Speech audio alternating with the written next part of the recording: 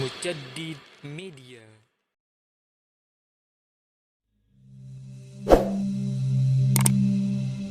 Alhamdulillahilladzi khalaqal mauta wal hayata liyabluwakum ayyukum ahsanu amala.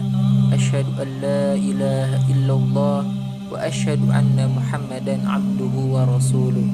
Sahabat Mujaddid Media yang selalu mengharap ridho Allah Subhanahu wa taala, dalam kesempatan kali ini Mujaddid Media akan menceritakan kisah Khalifah dinasti Abbasiyah yang ketiga, yaitu Al-Mahdi.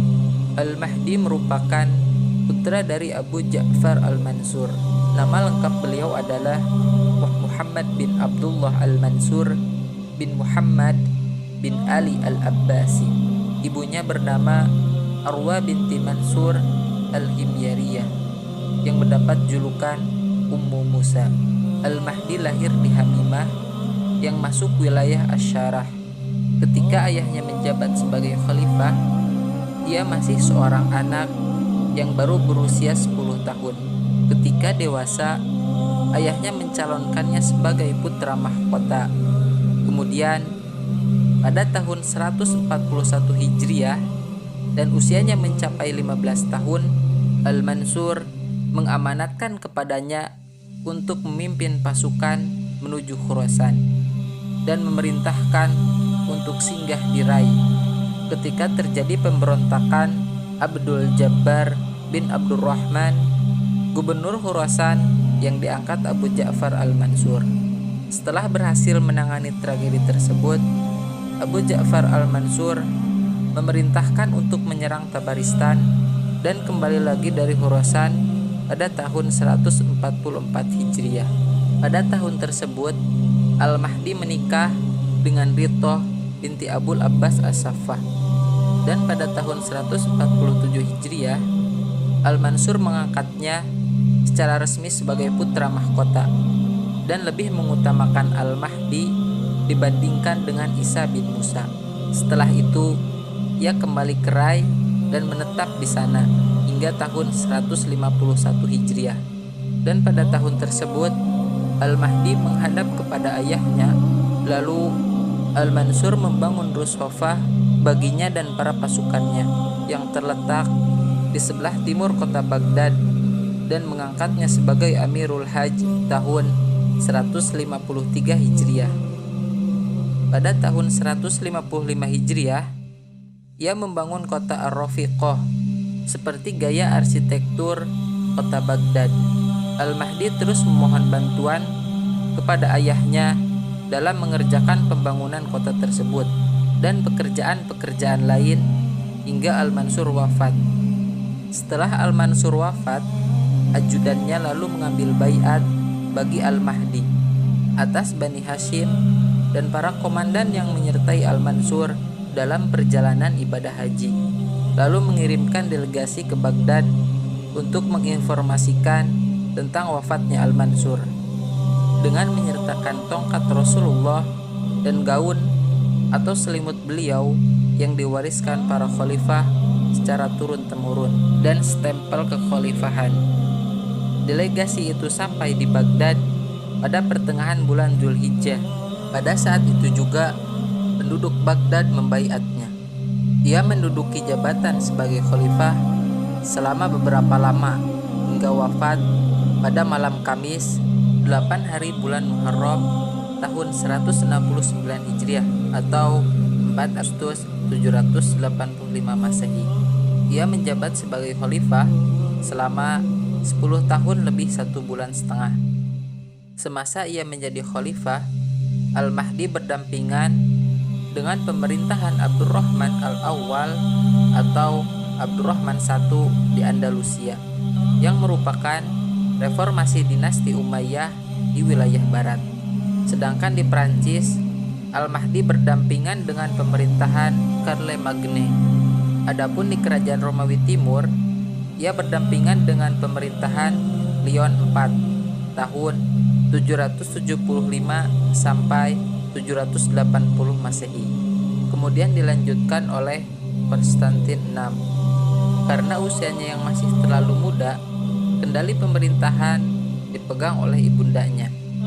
Kekhalifahan Al-Mahdi lebih menyenangkan warganya dibandingkan masa-masa pemerintahan Al-Mansur, diwarnai dengan kesewenang-wenangannya, sebab Al-Mansur membangun sebuah pemerintahan yang ketika itu memiliki banyak lawan, sehingga seseorang bisa dihukum berat hanya karena dicurigai. Kondisi yang demikian itu menyebabkan banyak warga yang tidak berdosa harus menghadapi siksaan. Ketika Al-Mahdi berkuasa, kekhalifahan Bani Abbasiyah sudah menguat dan taring-taring kaum Syiah sudah melemah. Meskipun sisa-sisa kekuasaan mereka masih eksis dan terus berambisi untuk menyerang kekhalifahan. Kelompok Syiah yang demikian ini tidak membutuhkan pengamanan yang sangat ketat sebagaimana diterapkan pada masa pemerintahan Al-Mansur. Khalifah Abu Ja'far Al-Mansur membutuhkan sikap yang keras dan tegas dalam menghadapi kondisi yang demikian, di mana para pejabat tinggi negara langsung diawasi oleh khalifah di Baghdad, sedangkan para pejabat tinggi yang berada di Madinah cukup dengan pengawasan dari pemerintah daerah. Mereka senantiasa dilaporkan kepada khalifah setiap hari. Karena itulah kehidupan Al-Mahdi merupakan kenikmatan dan kenyamanan bagi dirinya dan rakyatnya. Selain sangat mirip dengan ayahnya, Al-Mahdi juga mirip dengan Al-Walid bin Abdul Malik dalam beberapa aspek. Pada permulaan pemerintahan, Al-Mahdi memerintahkan pembebasan tahanan politik yang dipenjarakan dalam penjara-penjara Al-Mansur, kecuali mereka yang dipenjarakan karena tindakan kriminal atau pembunuhan. Mereka yang dipenjara karena tindakan kejahatan tidak dilepaskan. Yang dibebaskan hanyalah tahanan politik saja. Di antara tahanan politik yang dibebaskan Al-Mahdi adalah Ya'qub bin Dawud. Di antara langkah-langkah reformasi yang direncanakan Al-Mahdi adalah membangun apartemen-apartemen di sepanjang rute ke Mekah dengan ukuran lebih luas dan lebih besar dibandingkan apartemen-apartemen yang dibangun oleh As-Saffah. Al-Mahdi juga tidak lupa menginstruksikan reformasi pos, kandang-kandang unta, penggalian sumur-sumur, dan pendirian pabrik-pabrik dengan mengangkat petugas khusus yang menangani semua itu. Al-Mahdi juga menginstruksikan penanganan para penderita kusta dan para napi di seluruh penjuru negeri, agar mereka tidak menderita penyakit kusta atau lepra, agar tidak berjalan kemana-mana dan meminta-minta, sehingga tidak menyebarkan penyakit di masyarakat, dan agar para tahanan tetap bisa bertahan hidup dan tidak mati. Khalifah Al-Mahdi mendirikan pos antara kota Madinah, Mekah, dan Yaman, baik dengan menggunakan keledai maupun unta. Sebelumnya tidak pernah dibangun pos di wilayah tersebut. Di antara peninggalan-peninggalannya adalah ia melakukan renovasi Masjidil Haram dengan memperbanyak jumlah pintu yang mengelilinginya. Sedangkan sikap dan tindakan yang dianggap negatif yang layak mendapatkan kritikan adalah kebijakannya menghapus nama Al-Walid bin Abdul Malik dari dinding Masjid Nabawi dan kemudian menuliskan namanya di atasnya. Pada masa lalu, para penguasa sibuk melakukan tindakan hal semacam ini, sehingga kepercayaan kita terhadap otentisitas sejarah menjadi lemah. Ketika kita melihat tulisan-tulisan yang tertera di dinding atau relief, tindakan hal semacam ini merupakan penipuan dan pemalsuan bagi generasi sesudahnya. Al-Mahdi sering duduk mendengarkan berbagai pengaduan masyarakat dan banyak mendengar keluhan mereka, hingga sebagian pejabatnya menerima uang sogokan atau suap untuk mengajukan kasusnya agar diproses lebih dahulu dan menggeser yang lain. Untuk tujuan tersebut, maka Al-Mahdi memerintahkan pembuatan rumah yang memiliki jendela yang terbuat dari besi di pinggir jalan agar masyarakat dapat mengadukan keluhan dan persengketaan mereka. Al-Mahdi sering menangani pengaduan oleh dirinya sendiri dan diselesaikan olehnya. Dia melakukannya secara tertib dan teratur, sehingga tidak ada yang didahulukan atas yang lain. Al-Mahdi sangat bersemangat untuk menumpas kaum ateis yang dilaporkan kepadanya. Ia selalu menjatuhkan hukuman kepada mereka dengan cara dibunuh. Karena itulah, tuduhan pada masyarakat yang dijadikan sebagai ajang balas dendam terhadap lawan politiknya, atau seterusnya. Di antara tragedi yang pernah ditanganinya dalam hal itu adalah kasus Al-Muqni Al-Khurasani yang tinggal di salah satu perkampungan bernama Marwu.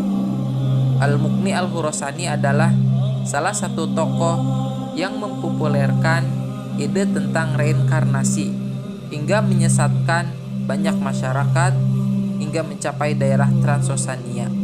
Dia mempelajari sihir dan mengaku sebagai Tuhan melalui ide reinkarnasi, sehingga Khalifah Al-Mahdi segera mengirim pasukan untuk penangkapan dan membunuhnya dengan mengirimkan beberapa komandan terbaik, diantaranya adalah Mu'az bin Muslim yang ketika itu menjabat sebagai gubernur Khurasan.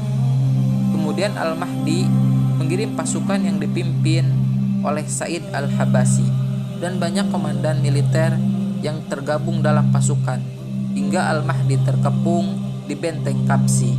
Ketika pengepungan semakin diperketat dan merasa tidak mampu lagi untuk menghadapi situasi dan kondisi, maka Al-Muqni meminum racun dan juga meminumkan racun tersebut kepada istri dan anak-anaknya. Ia pun meninggal dunia bersama seluruh anggota keluarganya, sehingga pasukan Al-Mahdi dapat memasuki benteng dan memenggal kepalanya. Bentuk kementerian pada masa pemerintahan Khalifah Al-Mahdi jauh lebih terlihat dibandingkan pada masa pemerintahan ayahnya, di mana Al-Mahdi lebih sering mendengarkan pendapat para menteri dan mempercayai mereka. Menteri seniornya yang pertama memiliki kompetensi yang bisa dibanggakan, di mana ia bertugas mengumpulkan pajak warga Makkah, mengatur departemen-departemen, dan menyusun sebagian aturan yang perlu dibuat. Perdana Menteri ini merupakan penulis yang populer dan tokoh yang paling cerdik, berpengetahuan mendalam dan berwawasan luas. Dia adalah Abu Ubaidillah Muawiyah bin Yasar. Ia sangat loyal, bahkan Al-Mahdi menghormati dan memuliakannya. Abu Abdillah menjabat sebagai sekretaris Al-Mahdi dan wakilnya sebelum menjabat sebagai khalifah. Al-Mansur mengajaknya bergabung dalam pemerintahan dan berniat mengangkatnya sebagai menteri. Akan tetapi Al-Mansur lebih memilih putranya untuk menjabat sebagai menteri. Al-Mansur banyak mengikuti sarannya dan tidak melawan pendapatnya. Dan Al-Mansur juga menasihatkan kepada putranya untuk memuliakan dan mengikuti saran dan pendapat dari Abu Abdillah. Ketika Al-Mansur wafat dan Al-Mahdi mendapat pelimpahan tugas dan tanggung jawab, Abu Ubaidillah mendapat kewenangan untuk menjalankan pemerintahan dan juga penanganan departemen-departemen. Ia merupakan sosok yang berkompeten dalam menangani masalah dan memiliki reputasi dan jasa dalam reformasi pemerintahan. Di antaranya adalah ia berhasil mengubah sistem pembayaran pajak menjadi al-muqassamah. Al-muqassamah adalah pajak bumi yang harus dibayar oleh wajib pajak berdasarkan persentase hasil. Ketika Abu Ubaidillah menjabat sebagai Perdana Menteri, maka ia memutuskan untuk menerapkan sistem pembayaran pajak secara rinci, di mana ia menetapkan pajak atas kurma dan pepohonan lain. Dalam hal ini, ia menuliskan sebuah buku yang membahas tentang pajak. Dalam buku tersebut, Abu Ubaidillah menerangkan hukum-hukum syar'i, aturan-aturannya secara rinci dan kaidah-kaidahnya.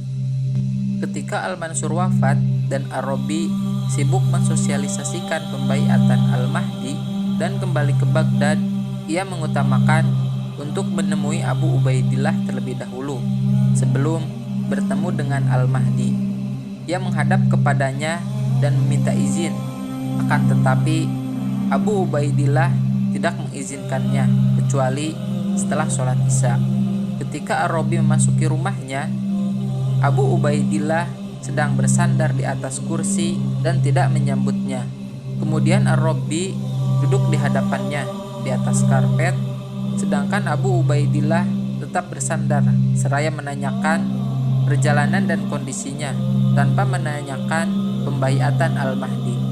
Ar-Rabi pun berinisiatif mengingatkan masalah pembaiatan.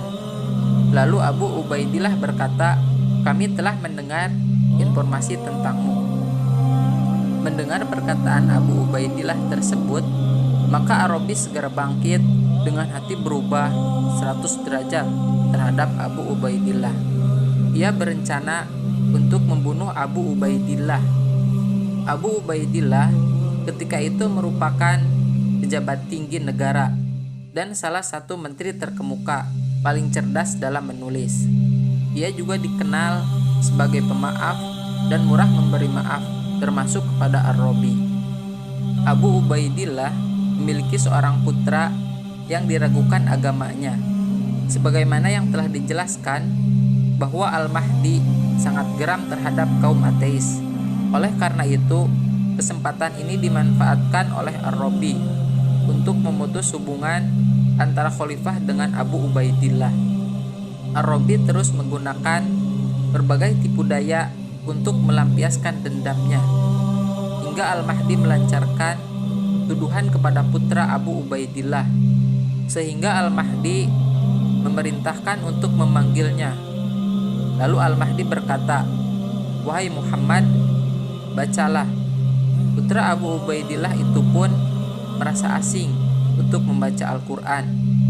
Lalu kepada Abu Ubaidillah, Al-Mahdi berkata, "Wahai Abu Ubaidillah, tidaklah kamu telah memberitahukan kepadaku bahwa putramu penghafal Al-Quran?" Abu Ubaidillah berkata, "Benar wahai Amirul Mukminin, akan tetapi ia menjauhkan diri dariku sejak beberapa tahun lalu. Selama itu pula ia melupakan Al-Quran." Al-Mahdi berkata, "Berdirilah dan dekatkanlah dirimu kepada Allah dengan darahnya." Abu Ubaidillah terpaksa berdiri dan melaksanakan instruksi Khalifah Al-Mahdi, hingga terjadilah eksekusi terhadap putra sang menteri. Setelah peristiwa itu, Khalifah Al-Mahdi merasa khawatir terhadap Abu Ubaidillah karena ia telah mengeksekusi putranya, sehingga merasa canggung terhadapnya. Begitulah sikap para pemimpin yang otoriter, yang menjadikan telinga mereka untuk mendengarkan dan memburu setiap perkataan yang banyak dimainkan orang-orang yang tidak bertanggung jawab, dan menghalangi mereka mendapat pengabdian dari orang yang jujur. Karena dengan tuduhan semacam itu, orang-orang yang tidak bertanggung jawab mengarahkan lidahnya karena tidak ada investigasi lebih mendalam. Abu Ubaidillah meninggal dalam keadaan sedang diasingkan pada tahun 170 Hijriah. Pengasingan dirinya terjadi sejak tahun 161 Hijriah. Setelah Abu Ubaidillah diberhentikan, Khalifah Al-Mahdi mengangkat ayahnya, Abdullah Ya'qub bin Dawud bin Tuhman, bekas sahaya Bani Salim. Ayahnya merupakan sekretaris Nasr bin Sayyar, gubernur Bani Umayyah atas Khurasan. Putra-putrinya menjelma sebagai ulama besar dan pakar sastra yang disegani masyarakat. Ia juga pandai membuat bait-bait syair. Meskipun demikian, mereka tidak mendapatkan tempat dalam pemerintahan Daulah Abbasiyah. Mereka pun tidak berharap mendapat kesempatan untuk mengabdi kepada Daulah Abbasiyah karena status ayah mereka yang menjabat sebagai sekretaris Nasr bin Sayyar. Mereka pun memperlihatkan dukungan terhadap kelompok Jaidiyah dan merapat kepada keluarga Abdullah bin Hasan. Yakub sering berkeliling daerah seorang diri dan terkadang dibantu Ibrahim bin Abdullah untuk mendapat dukungan pembayatan kepada Muhammad bin Abdullah. Ketika Ibrahim terbunuh, Ali dan Yakub bersama saudara-saudara kandungnya bersembunyi dari pemerintahan Abu Ja'far al-Mansur. Namun, al-Mansur berhasil menangkap mereka dan menjatuhkan hukuman kepada Ali dan Yakub dengan memenjarakan keduanya di dalam penjara bawah tanah selama hidupnya. Ketika al-Mansur wafat dan al-Mahdi dibaiat sebagai khalifah, maka al-Mahdi memberikan amnesti pada keduanya bersama beberapa tahanan politik yang lainnya. Khalifah al-Mahdi merupakan salah seorang pemimpin yang mengkhawatirkan perkembangan mazhab Syiah Zaidiyah dan konspirasi mereka menghancurkan pemerintahan. Oleh karena itu, Al-Mahdi mencari seorang tokoh untuk memiliki pengetahuan tentang mereka agar dapat menjadi perantara antara dirinya dengan mereka. Ditunjuklah Yakub sebagai orang yang mendapat kepercayaan tersebut. Ketika Al-Mahdi menemuinya lalu berbincang-bincang, Al-Mahdi melihat Yakub sebagai tokoh yang kredibel. Ia pun menanyakan tentang Isa bin Zaid. Yakub memberikan janji kepada Al-Mahdi untuk mempertemukan antara dirinya dengan Isa bin Zaid. Masyarakat ketika itu melontarkan tuduhan negatif bahwa kedudukannya di hadapan Al-Mahdi hanyalah sebagai sarana untuk mengadu domba terhadap keluarga Ali. Padahal Yakub tidak melakukan tindakan sebagaimana yang dituduhkan itu. Al-Mahdi mengangkatnya sebagai Perdana Menteri setelah Abu Ubaidillah. Ia pun ditugaskan untuk mewaspadai mazhab Syiah Zaidiyah.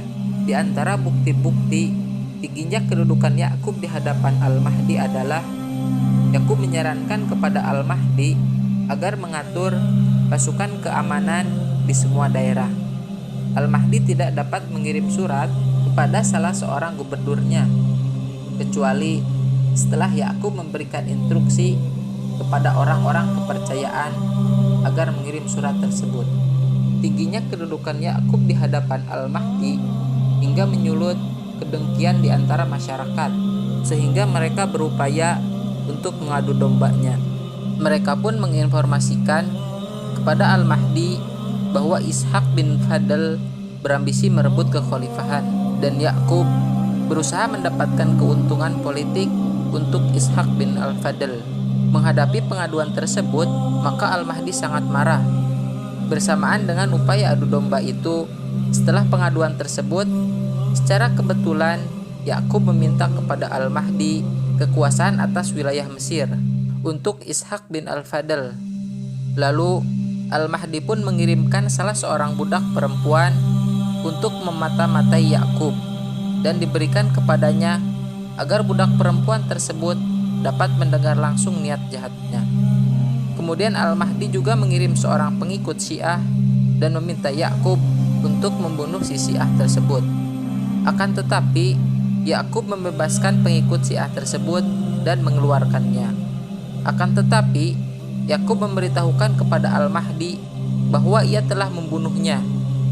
Budak perempuan yang ditugaskan oleh Al-Mahdi untuk memata-matai Yakub menginformasikan mengenai pengikut Syiah tersebut kepada Al-Mahdi. Lalu Al-Mahdi memerintahkan kepada orang kepercayaannya membawa pengikut Syiah tersebut untuk menghadap kepada Yakub dalam sebuah perjalanan. Ketika Yakub melihat pengikut Syiah tersebut, maka ia langsung pingsan di hadapannya. Al-Mahdi segera memerintahkan untuk memasukkan ke dalam penjara kembali. Orang itu pun dipenjara bersama Yakub hingga kemudian dikeluarkan oleh Khalifah Ar-Rasyid. Situasi dan kondisi politik luar negeri ketika Al-Mahdi menjabat sebagai khalifah dinasti Abbasiyah. Buruknya hubungan antara kekhalifahan wilayah timur di Baghdad yaitu dinasti Abbasiyah dengan penguasa Andalusia Abdurrahman Ad-Dakhil. Al-Mahdi berharap agar pemerintahan Abdurrahman Ad-Dakhil segera musnah. Akan tetapi, jarak antara kedua tokoh tersebut sangatlah jauh sehingga tidak memungkinkan untuk saling menyerang. Masing-masing dari kedua pemerintahan hanya menyatakan permusuhan di antara mereka. Karl Magne ketika itu sangat berambisi untuk merebut kembali wilayah-wilayah yang pernah dikuasai oleh pemerintahan Romawi. Karl Magne sangat cerdik memanfaatkan konflik yang berkecamuk antara kedua pemerintahan muslim tersebut. Oleh karena itu, kesempatan ini dimanfaatkan sebaik-baiknya. Langkah pertama adalah dengan menyerang pemimpin Andalusia untuk mendekati dan mengambil hati khalifah di Baghdad agar dapat memperoleh pengaruh dan kedudukan penting dalam kekhalifahan Islam. Karl Magne berupaya merealisasikan kebijakan politik tersebut secara sungguh-sungguh hingga berhasil menyambung komunikasi pada masa pemerintahan Harun ar-Rasyid. Adapun hubungan antara Khalifah Al-Mahdi dengan penguasa Romawi maka dikatakan buruk. Serangan-serangan dan berbagai manuver politik dari kedua belah pihak tidak pernah berhenti. Bahkan semakin meningkat baik dari kalangan pasukan umat Islam maupun serangan-serangan dari penguasa Romawi. Peperangan pun banyak terjadi baik darat maupun laut. Pada tahun 163 Hijriah, Khalifah Al-Mahdi mencurahkan perhatian terhadap wilayah Asy-Syaifah. Asy-Syaifah merupakan wilayah Romawi dan ia mempercayakan penanganan masalah ini kepada putranya yaitu Harun ar-Rasyid. Al-Mahdi sendiri keluar bersama pasukan hingga mencapai Al-Baradan. Al-Baradan merupakan sebuah perkampungan di Baghdad berjarak 7 pasak dari pusat kota. Al-Mahdi menetap di sana selama kurang lebih 2 bulan sambil menggerakkan pasukan dan mempersiapkan. Ini merupakan salah satu perang terpenting dalam masa pemerintahan Al-Mahdi, di mana ia berhasil menaklukkan beberapa daerah dengan izin Allah. Mereka mendapat kemenangan yang besar dan berhasil menaklukkan beberapa benteng, termasuk benteng Samala. Setelah mereka mengepungnya selama 38 hari dengan melontarkan manjanik, yaitu alat pelontar bola api, dan kemudian menguasai wilayah tersebut. Setelah itu, pasukan umat Islam kembali dengan selamat, kecuali beberapa di antara mereka yang menderita luka-luka ataupun gugur. Pada tahun 165 Hijriah, Harun ar-Rasyid melancarkan serangan kembali ke Asy-Syaifah dan menebarkan kekacauan di wilayah Romawi. Jumlah pasukan ketika itu mencapai 95.793 personil dengan membawa koin sebanyak 194.450 dinar dan perak sebanyak 1.414.800 dirham. Pemimpin kekaisaran Romawi ketika itu adalah Irene, yaitu ibunda kaisar yang menggantikan putranya karena masih terlalu muda. Terjadilah korespondensi antara kekaisaran Romawi dengan Harun ar-Rasyid berkaitan dengan permintaan damai, gencatan senjata, dan pembayaran kompensasi perang. Harun ar-Rasyid menerima perjanjian tersebut. Pada bulan Ramadan tahun 168 Hijriah, sebelum masa gencatan senjata berakhir, Kekaisaran Romawi melanggar perjanjian damai dan berkhianat.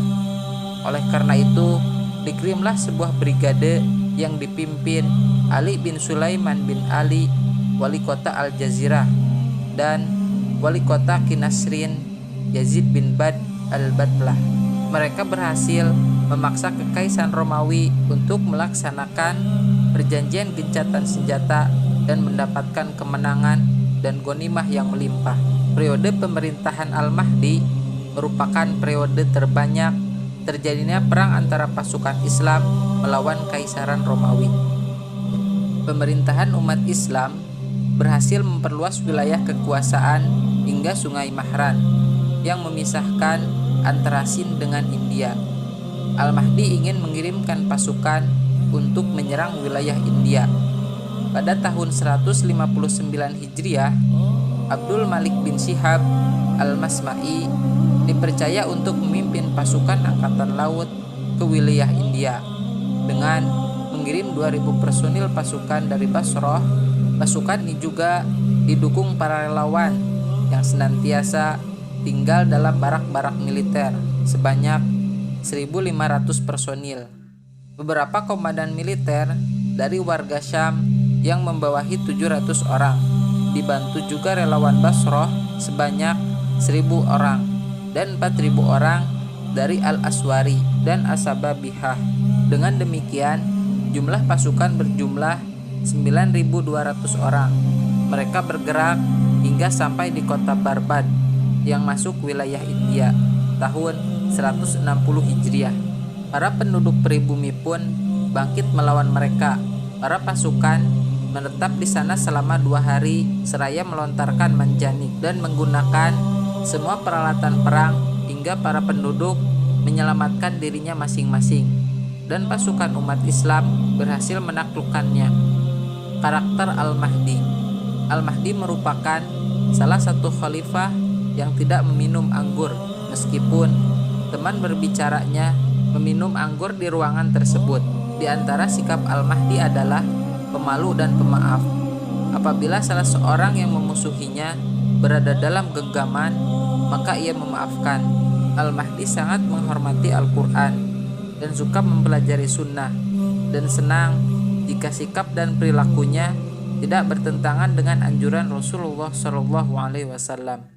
Di antara sikap dan perilakunya itu adalah ia memerintahkan penghilangan ruangan-ruangan masjid-masjid agung dan memodifikasi mimbar-mimbarnya seukuran mimbar Rasulullah. Perintah ini disosialisasikan ke seluruh daerah dan dilaksanakan. Al-Mahdi mencabut putra mahkota dari Isa bin Musa bin Ali untuk dilimpahkan kepada putranya, yaitu Al-Hadi, dan kemudian dilimpahkan kepada putranya, yaitu Harun ar-Rasyid. Pada tahun 169 Hijriah, Al-Mahdi ingin keluar ke Jurjan. Ketika sampai di Masbadzan, masuk wilayah Irak, kematian menghampirinya. Ia wafat tepat pada malam Kamis, 8 hari terakhir di bulan Muharram, di sebuah perkampungan bernama Ar-Rauz. Jenazahnya disolatkan oleh Harun karena ketika itu dialah yang mendampinginya. Alhamdulillahirabbil alamin. Mudah-mudahan kita bisa mengambil pelajaran dari kisah kekhalifahan Al-Mahdi. Semoga bermanfaat. Jangan lupa like, komen, share, dan subscribe. Wassalamualaikum warahmatullahi wabarakatuh.